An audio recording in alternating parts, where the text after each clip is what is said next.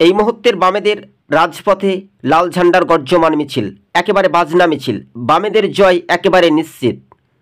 সারা দেশের সঙ্গে তুলনামূলকভাবে যে বিজেপির হিংসার বিরুদ্ধে বামেদের লাল ঝান্ডার গর্জমান আগরতলার রাজপথে জৈবনের ঢল, যা সবুজবঙ্গ নিউজ আপনাদের সঙ্গে প্রতিবেদনে তুলে ধরেছে।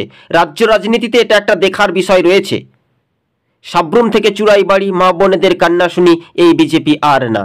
বাস্তবে রূপরেখা শীতকালীন অধিবেশনে বিরোধী দলের সাংসদদের সাসপেন্ডের প্রতিবাদ, জৈবনের ঢল। নেতৃত্ব দিচ্ছেন ত্রিপুরা রাজ্য কমিটির সম্পাদক কমরেড জিতেন্দ্র চৌধুরী, প্রাক্তন মুখ্যমন্ত্রী কমরেড মানিক সরকার সহ বাম কর্মী সমর্থক অসংখ্য ছিলেন।